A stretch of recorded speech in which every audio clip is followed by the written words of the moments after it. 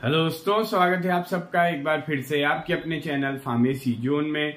मैं हूं आशुतोष शुक्ला और दोस्तों आज हम लोग पढ़ने वाले हैं बी फॉर्म 8th सेमेस्टर के सब्जेक्ट फार्मास्यूटिकल प्रोडक्ट डेवलपमेंट की यूनिट फर्स्ट के topic quality control of different doses form. कि आज हम लोग पढ़ेंगे कि कैसे अलग अलग डोजेस फॉर्म की क्वालिटी को कंट्रोल किया जाता है, ये क्वालिटी कंट्रोल क्यों करते हैं और कौन कौन से ऐसे मेथड्स होते हैं, कौन कौन से ऐसे टेस्ट होते हैं जिससे हम किसी भी प्रोडक्ट की क्वालिटी कंट्रोल कर सकते हैं, उसकी क्वालिटी कंट्रोल का टेस्ट कर सकते हैं। तो आइए शुरू करते हैं आज का अपना टॉपिक। और शुरू करने से पहले अगर अभी तक आपने चैनल को सब्सक्राइब नहीं किया है तो जल्द से जल्द चैनल को सब्सक्राइब कर लें। तो आई जैसा कि आप देख रहे हैं जो हमारा टॉपिक है वो है quality control test of dosage form. Quality control जो है, ये क्वालिटी कंट्रोल को हम एक और वर्ड से जानते हैं, वो है IPQC। IPQC का फुल फॉर्म होता है, ये IPQC जो होती है इसको हम कहते हैं in process quality control test. In process quality control test का मतलब है कि जब हमारी कोई भी प्रोडक्ट बन रहा होता है उस प्रोडक्ट के बनते समय स्टेप बाय स्टेप हम कैसे क्वालिटी, जो भी हमारा प्रोडक्ट बनना है वो प्रोडक्ट हमारा क्वालिटेटिव प्रोडक्ट बने, प्रोडक्ट में हमारी क्वालिटी हो ताकि उसकी एफिकेसी बेहतर हो, सेफ्टी कंसर्न बढ़िया हो। इसको चेक करने के लिए हम वेरियस टेस्टिंग स्टेप्स परफॉर्म करते रहते हैं। तो इसी को कहा जाता है IPQC। और IPQC जो होती है ये हमारा जब रॉ मटेरियल रिसीव्ड होता है, IPQC यानी क्वालिटी कंट्रोल टेस्ट स्टार्ट हो जाता है जब से हमारा रॉ मटेरियल रिसीव होता है। एंड रॉ मटेरियल के रिसीव होने से लेके फिनिश प्रोडक्ट की डिलीवरी तक, रॉ मटेरियल से लेके फिनिश प्रोडक्ट की डिलीवरी तक हम ये क्वालिटी कंट्रोल टेस्ट करते हैं ताकि प्रोडक्ट का जो भी उसमें प्रोडक्ट में जो भी एक्यूरेट, स्पेसिफिक और जो उसके डेफिनिट डिस्क्रिप्शन है वो हम प्रोवाइड कर सके। जो उसके definite description means accurate, specific and definite description, हम जो भी मान लीजिए हम एक टैबलेट डोजेस फॉर्म बना रहे हैं, ये तीनों पैरामीटर्स पे हम डिस्कस करते हैं कि कैसे हमने रॉ मटेरियल लिया और रॉ मटेरियल से फिर हमें बनाना है टैबलेट डोजेस फॉर्म। तो अगर हम टैबलेट डोजेस फॉर्म बना रहे हैं तो सबसे पहले हमें क्या लेना होगा, रॉ मटेरियल्स लेंगे। रॉ मटेरियल्स में आपके आ जाएंगे API आ जाएंगे, एक्सिपिएंट्स आ जाएंगे, उनकी हम ब्लेंडिंग करेंगे। ब्लेंडिंग में हम उनके पार्टिकल साइज को रिड्यूस करेंगे, उसकी प्रॉपर मिक्सिंग करेंगे और ब्लेंडिंग करने के बाद फिर उसमें हम ऐड करेंगे बाइंडिंग एजेंट को। बाइंडिंग एजेंट ऐड करके उसका हम ग्रैन्यूल्स बनाएंगे, ग्रैन्यूल्स प्रिपेयर करेंगे। ग्रैन्यूल्स प्रिपेयर करने के बाद उसकी हम फिर ड्राइंग करेंगे एंड ड्राइंग के बाद हम उसकी फिर मिक्सिंग करेंगे। और इन अलग अलग स्टेप पे हम स्क्रीनिंग भी करते रहेंगे। यहाँ पे हम ब्लेंडिंग के बाद स्क्रीनिंग करेंगे और फिर यहाँ पे हम ड्राई मिक्सिंग करेंगे। ड्राई मिक्सिंग करने के बाद इसमें हम लुब्रिकेंट को ऐड करेंगे और फिर इसका हम कर देंगे क्या, कॉम्प्रेशन। फिर आगे अगर हमें कोटिंग की जरूरत है तो हम करेंगे कोटिंग।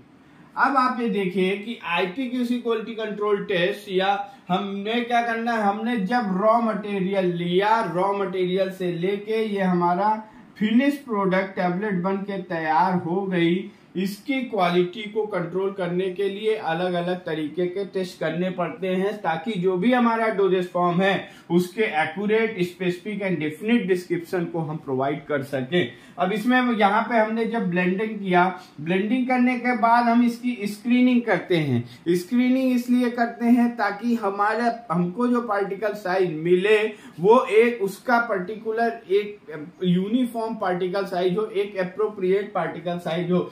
उसके बाद जब हम उसमें बाइंडिंग एजेंट ऐड करते हैं, फिर यहाँ पे हम उसका टेस्ट करते हैं या इवेल्युएशन करते हैं, चेकिंग करते हैं।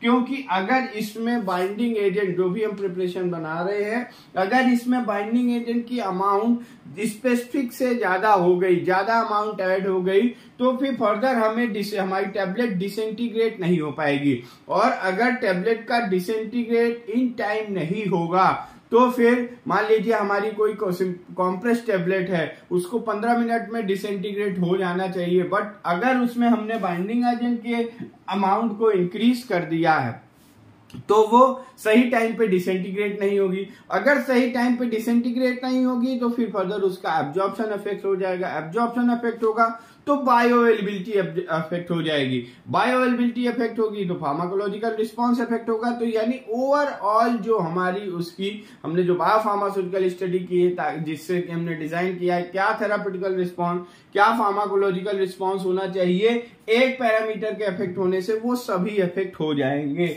उसी तरीके से जब हम उसकी ड्राइंग करते हैं तब भी हम उसकी ड्राइंग प्रॉपर करते हैं, एक स्पेसिफिक टाइम पीरियड के लिए ड्राइंग करते हैं और फिर उसकी इवैल्यूएशन करते हैं, चेकिंग करते हैं कि सही ड्राइंग हुई है या नहीं। अगर सही ड्राइंग नहीं हुई है तो फिर प्रॉपर मिक्सिंग नहीं होगी और उसमें सही से फिर आगे प्रोसेसिंग में प्रॉब्लम आएगी। फिर उसमें लुब्रिकेंट जब हम ऐड करते हैं तो यहाँ पे भी टेस्ट करते हैं। अगर लुब्रिकेंट प्रॉपर नहीं ऐड हुआ तो वो पंचिंग के समय वो एडहेयर हो सकते हैं, उसकी पंचिंग के समय डाई में स्टिक हो सकती है और हमारी टैबलेट का इम्प्रॉपर फॉर्मुलेशन होगा। और उसी तरीके से कॉम्प्रेशन के बाद फिर हम इवेल्युएट करते हैं एंड कोटिंग के बाद भी इवेल्युएशन चेकिंग होती है। और कोटिंग के दौरान हम जब कोटिंग करते हैं तो हम यहाँ पे कोई कोटिंग सोल्यूशन लेंगे। जो कोटिंग सोल्यूशन ले रहे हैं इसका भी इवेल्युएशन किया जाता है कि सही तरीके से बना है या नहीं। तो आप एक देखें कि अगर जब हम टैबलेट डोजेस फॉर्म बना रहे हैं तो इतने in process quality control test किए जा रहे हैं। और ये जो क्वालिटी कंट्रोल टेस्ट किए जाते हैं वो इसीलिए किए जाते हैं कि जो भी पहला तो ये हमने बताया कि एक्यूरेट, स्पेसिफिक और डेफिनिट डिस्क्रिप्शन जो भी हमें चाहिए। जैसे एक्यूरेट का मतलब हमें टैबलेट डोजेस फॉर्म चाहिए और उसमें इस टैबलेट डोजेस फॉर्म में स्पेसिफिक जो भी फीचर्स हैं कि टैबलेट हमारी इतने टाइम में डिसइंटीग्रेट होना चाहिए, ये उसका एक्शन आना चाहिए, वो सारी चीजें उसमें मिले। और आईपीक्यूसी कंट्रोल जो ये आईपीक्यूसी टेस्ट है ये कहाँ पे हमने ये देख लिया कि इसको करते कैसे हैं, क्या होता है। अब ये क्यों करते हैं, इसलिए ताकि हम जो भी हमारा प्रोडक्ट है सिंपल सा उसकी क्वालिटी को मेंटेन कर सके, ताकि ये फीचर्स प्रोवाइड कर सके। अगर किसी प्रोडक्ट की क्वालिटी को मेंटेन करके हमें क्या फायदा होगा, क्यों हम क्वालिटी को मेंटेन करते हैं। जैसे कि हम कोई मेडिसिन जो ले रहे हैं, जो डोजेस फॉर्म ले रहे हैं, उन डोजेस फॉर्म को हम किसी पर्टिकुलर यूज के लिए लेते हैं, कोई उसको थेरापेटिकल रिस्पांस के लिए लेते हैं कि किसी भी डिसऑर्डर को ठीक करने के लिए लेंगे, किसी थेरापेटिक रिस्पांस के लिए लेंगे। बट अगर प्रोडक्ट की क्वालिटी कॉम्प्रोमाइज हो गई, अगर उसमें क्वालिटी जो भी हमारा प्रोडक्ट है वो क्वालिटेटिव प्रोडक्ट नहीं बना तो ये रिस्पांस जो भी हमें प्रॉपर रिस्पांस चाहिए, जो एक्यूरेट रिस्पांस चाहिए, वो हमें नहीं मिल पाएगा। इसीलिए हमें करना पड़ता है आईपीक्यूसी टेस्ट ताकि हमारी प्रोडक्ट की क्वालिटी मेंटेन रहे।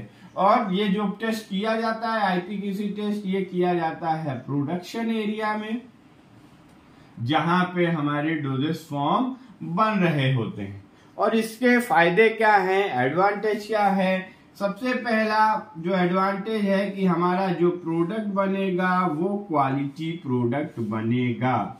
और दूसरा क्या है कि हम in process quality control test यानी हर एक स्टेप पे क्वालिटी को टेस्ट करते हुए चल रहे, क्वालिटी कंट्रोल टेस्ट करते हुए चल रहे हैं, तो उससे क्या होगा, हम एरर्स को फाइंड आउट कर लेंगे। जो भी एरर्स होगी इनको हम स्मॉल स्टेज पे ही फाइंड आउट कर लेंगे और फिर उसको दूर कर लेंगे ताकि आगे हमारा लॉस ज्यादा ना हो। और अगर किसी भी एरर को आपने इंडस्ट्रियल फार्मेसी 2 में जब हम लोग पायलट प्लांट पढ़ रहे थे तो वहां पे हमने पढ़ा था कि इस पायलट प्लांट का जो ऑब्जेक्टिव होता है वो ये होता है कि to find the mistakes on small stage and make profit on large scale.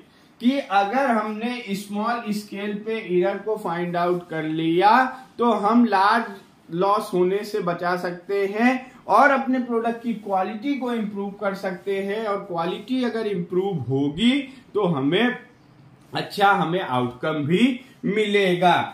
तो क्वालिटी प्रोडक्ट बनाने के लिए, एरर फ्री बनाने के लिए, टाइम कंज्यूम करने के लिए, अगर हमारा प्रोडक्ट एरर फ्री होगा, अगर हमारी प्रोसेस एरर फ्री होगी तो हमारा टाइम भी कंज्यूम होगा और उसके साथ इकोनॉमिक होता है।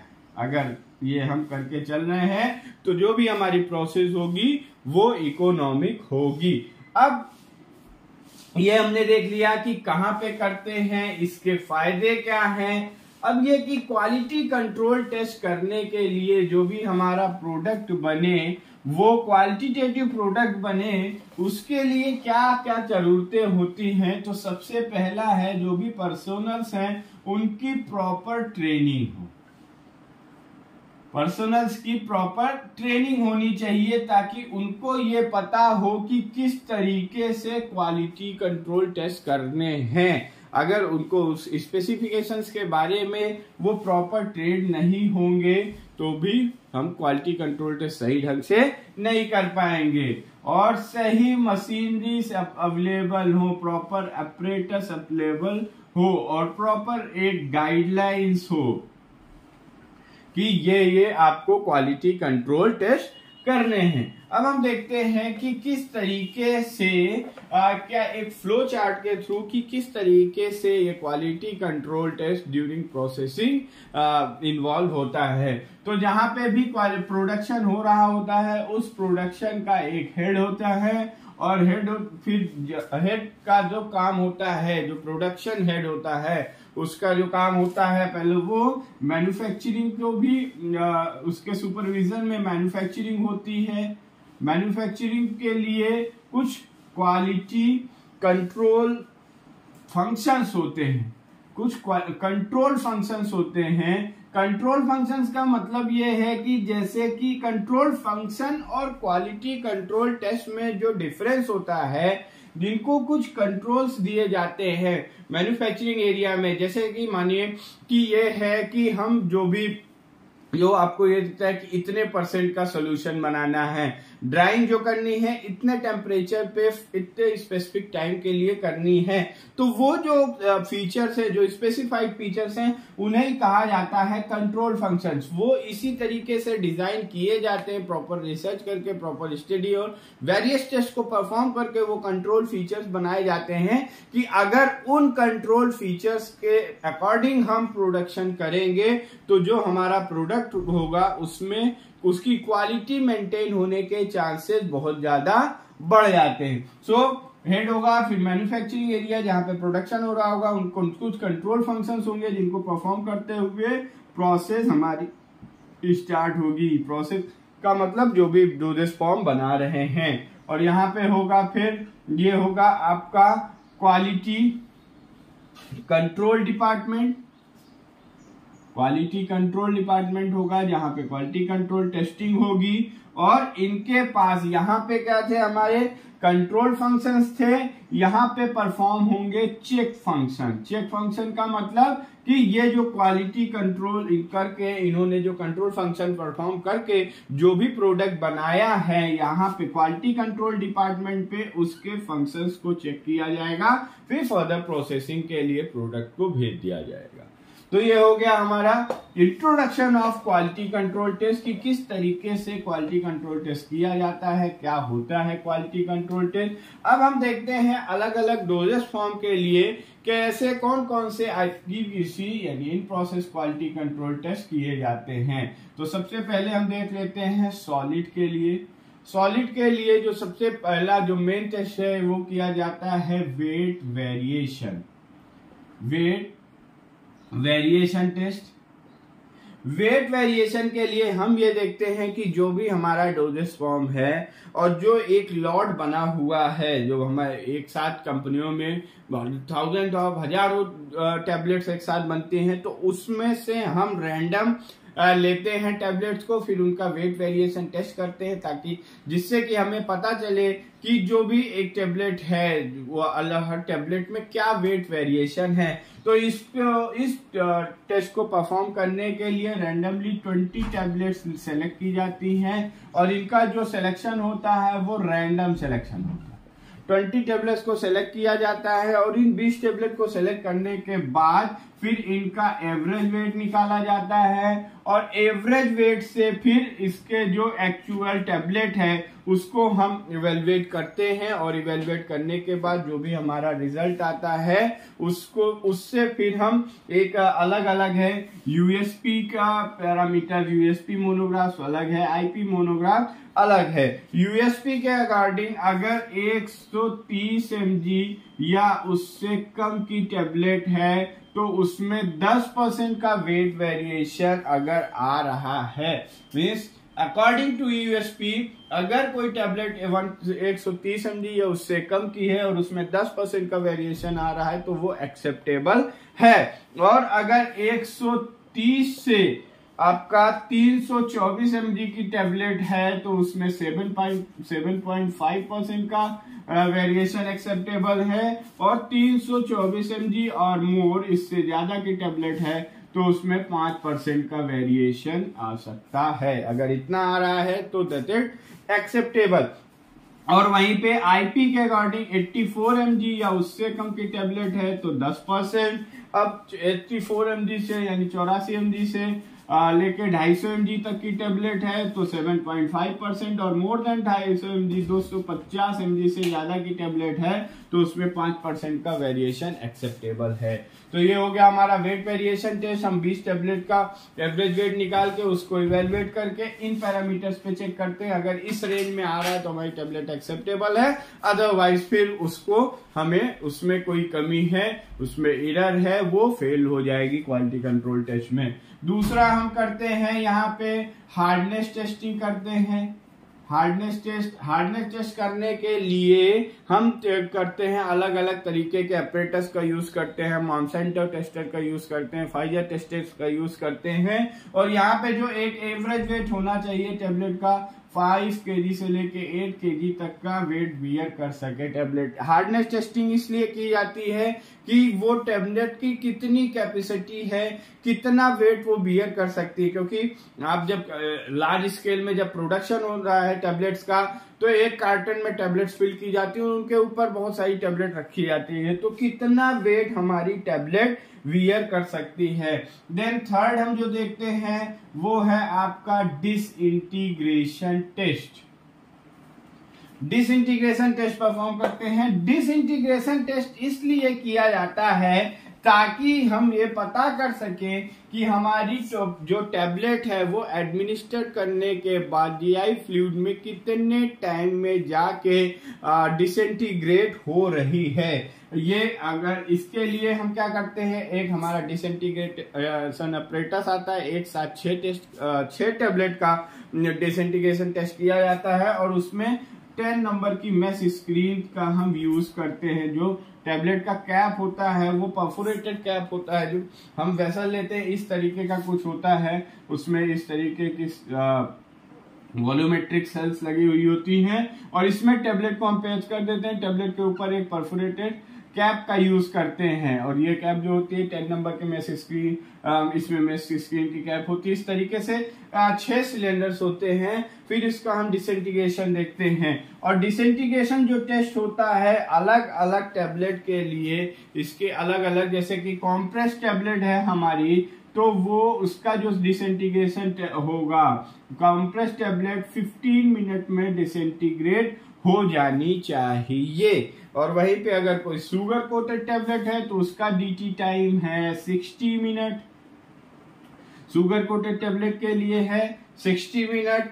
फिल्म कोटेड टैबलेट है अगर कोई तो उसके लिए है 30 मिनट और अगर हमारी इंटेरिक कोटेड टैबलेट है तो उसके लिए है फिर और उसके लिए भी 60 मिनट का डिसइंटीग्रेशन टाइम है। तो हम ये चेक करते हैं इस पर्टिकुलर, और यहाँ पे हम एक डिसोल्यूशन मीडियम जो भी डिसइंटीग्रेट के लिए एक मीडियम का भी यूज करते हैं, जनरली वाटर यूज करते हैं या सिमिलर बायोलॉजिकल फ्लूइड का, जहाँ पे भी टेबलेट हम, क्योंकि जो हमारी टेबलेट डिसइंटीग्रेट होती है एक्स्ट्रा सेलुलर फ्लूइड में होती है और एक्वस नेचर का होता है, तो हम जनरली यहाँ वाटर का ही यूज करते हैं और ये देखते हैं कि इस एप्रोप्रिएट टाइम में टेबलेट हमारी डिसइंटीग्रेट हो रही है कि नहीं। हम यहाँ पे next phase solid dosage form के लिए डिसोल्यूशन टेस्ट को भी परफॉर्म करते हैं, और डिसोल्यूशन टेस्ट को परफॉर्म करने के लिए आप सबको पता है कि यहाँ पे हम अलग अलग यूएसपी अपरेटस यूज करते हैं। यूएसपी के 7 डिसोल्यूशन अपरेटस हैं जिनका हम यूज करते हैं, और उसमें पैडल टाइप, मैश टाइप, अलग अलग तरीके के हम डिसइंटीग्रेशन डिसोल्यूशन के लिए यूज करते हैं। और यहाँ पे हम देखते हैं कि हमारी जो टेबलेट है वो डिसइंटीग्रेट होने के बाद कितने टाइम में टेबलेट का कितना पोर्शन डिसॉल्व हुआ। इसके लिए हम एक डिसोल्यूशन मीडियम यूज करते हैं 1000 ml का, और वो अलग अलग है। हम यहाँ पे आपका इंटेस्टाइनल फ्लूइड लेंगे तो 7.5 pH का लेंगे। अगर हम इंटेस्टाइनल फ्लूइड आपका गैस्ट्रिक एसिड का फ्लूइड ले रहे हैं, एसिडिक फ्लूइड ले रहे हैं, तो 1.2 pH का 0.1 नॉर्मल HCl सोल्यूशन लेंगे अगर हम कोई इंटेरिक कोटेड की टेस्टिंग कर रहे हैं। और फिर यहाँ पे हम लेंगे 1000 ml सोल्यूशन लेंगे और 30 जो टेम्परेचर मेंटेन करेंगे 37 डिग्री सेंटीग्रेड ±5 डिग्री सेंटीग्रेड का, ये हम रूम टेम्परेचर पे रखेंगे, ये 0.5 हुआ। उसके बाद इस ये टेस्ट को हम 30 मिनट के लिए परफॉर्म करेंगे, और टेबलेट को डालने के बाद उसमें हम एक डिसोल्यूशन असेंबली होती है, उसमें टेबलेट को डालने के बाद उसका डिसोल्यूशन स्टार्ट हो जाता है। 30 मिनट के लिए ये टेस्ट परफॉर्म करेंगे। हर 5 मिनट के इंटरवल पे इस जो भी हमारा डिसोल्यूशन असेंबली है, अपरेटस है, उसमें से 5 ml सैंपल को विड्रॉ करेंगे, और जितना सैंपल विड्रॉ करेंगे उतना ही जो भी हमारा डिसोल्यूशन फ्लूइड है, फ्रेश डिसोल्यूशन फ्लूइड फिर से उसमें फिल करते रहेंगे। और इस जो हमने सैंपल विड्रॉ किया, फिर इसका यूवी के अंदर इसको पता करते हैं कि कितना हमारी टेबलेट डिसॉल्व हुई और फिर क्या उसका एब्जॉर्प्शन आएगा। और उसी तरीके से हम यहाँ पे फ्रायबिलिटी टेस्ट करते हैं। फ्रायबिलिटी टेस्ट को करने के लिए हम फ्रायबिलेटर का यूज करते हैं। वहां पे हम 6 टेबलेट्स लेते हैं और वो 6 टेबलेट को फिर रोटेट कराते हैं, और रोटेट कराने पे इस तरीके से आपका होता है फ्रायबिलेटर, और ये होता है एक इसमें मार्क होता है, ये एक पर्टिकुलर डिस्टेंस से 6 इंच की डिस्टेंस से लगभग यहाँ पे टेबलेट हमारी गिरती हैं। और ये इसलिए देखते हैं कि हमारी टेबलेट की टेंसाइल स्ट्रेंथ क्या है, कि ड्यूरिंग शिपिंग उसमें अगर कुछ रिगर्स, कुछ सॉक्स लगे तो वो रिगर्स या सॉक्स को बियर करने की उसमें क्षमता है या नहीं। तो इसी तरीके से और भी कुछ टेस्ट हैं अलग अलग तरीके के जिनको हम परफॉर्म करते हैं to control the quality of particular dosage form. और वहीं पे अगर हम बात कर रहे हैं कि पेरेंट्रल्स की या स्टेराइल प्रिपरेशन की और लिक्विड डोजेस फॉर्म की, तो इनके लिए अलग अलग तरीके के टेस्ट किए जाते हैं। जैसे पेरेंट्रल्स के लिए जो स्पेसिफिक है, पेरेंट्रल या ऑप्थेल्मिक प्रोडक्ट के लिए भी जो हम टेस्ट करते हैं वो स्टेरिलिटी टेस्टिंग है, पायरोजन टेस्टिंग है, पायरोजन टेस्ट करते हैं, कंटेंट यूनिफॉर्मिटी टेस्ट करेंगे लिक्विड डोजेस फॉर्म के लिए, कंटेंट यूनिफॉर्मिटी, और उसके साथ यहाँ पे हम क्लियरिटी टेस्ट भी करते हैं। जो हम पायरोजन टेस्ट जो करते हैं, पायरोजन टेस्ट में जो भी हमारा डोजेस फॉर्म है, जो भी हमारा प्रोडक्ट है, उसको रैबिट के अंदर एडमिनिस्ट्रेट कराते हैं और फिर रैबिट को अंडर ऑब्जर्वेशन रखते हैं और देखते हैं कि उसमें टेम्परेचर में कोई राइज हो रहा है या नहीं। अगर उसमें पायरोजन प्रेजेंट होंगे तो जो रैबिट होगा उसका टेम्परेचर राइज करेगा। क्लियरिटी टेस्टिंग में देखते हैं कि हम उस जो भी हमारा है फॉर्मुलेशन, जो भी हमारे डोजेस फॉर्म है, उसकी क्लियरिटी को चेक करते हैं कि उसमें कहीं किसी तरीके का कोई विजुअल पार्टिकुलेट मैटर प्रेजेंट तो नहीं है। और उसके लिए हम एक ब्लैक और व्हाइट बोर्ड लेते हैं, उस पर लाइट प्रोवाइड कराते हैं और उसके सामने चेक करते हैं। अगर व्हाइट के सामने हम चेक करेंगे तो हमारी फॉर्मुलेशन में किसी भी तरीके का, व्हाइट बैकग्राउंड के सामने चेक करेंगे तो किसी भी तरीके का अगर उसमें ब्लैक का पार्टिकुलेट मैटर प्रेजेंट होगा तो वो विजुअल हो जाएगा। और सेम वेज अगर ब्लैक बैकग्राउंड के सामने चेक करेंगे तो कोई व्हाइट पार्टिकुलेट मैटर होगा तो वो हमें डिटेक्ट हो जाएगा। तो यहाँ पे हमको ये अलग अलग तरीके के टेस्ट हैं, जैसे आपने देखा कि हम लीकेज टेस्ट भी करते हैं। लीकेज टेस्ट करने के लिए यहाँ पे हम एक पर्टिकुलर डाई के अंदर जो भी हमारी फॉर्मुलेशन है उसको एडमिनिस्टर कराते हैं, उसमें वैक्यूम प्रोवाइड कराते हैं और अगर हमारी फॉर्मुलेशन में लीकेज होगा तो वो जो भी डाई है वो उसमें पेनिट्रेट कर जाएगी। तो ये अलग अलग तरीके के टेस्ट हैं जिनको किसी भी प्रोडक्ट की क्वालिटी को कंट्रोल करने के लिए परफॉर्म किए जाते हैं। और इस टॉपिक के नोट्स आपको डिस्क्रिप्शन बॉक्स में मिल जाएंगे, उससे आपको और क्लियर आइडिया हो जाएगा। तो आई होप कि आपको ये टॉपिक समझ में आया होगा। इस टॉपिक से रिलेटेड कोई भी क्वेरी हो तो आप कमेंट बॉक्स में ड्रॉप कर सकते हैं। Thank you.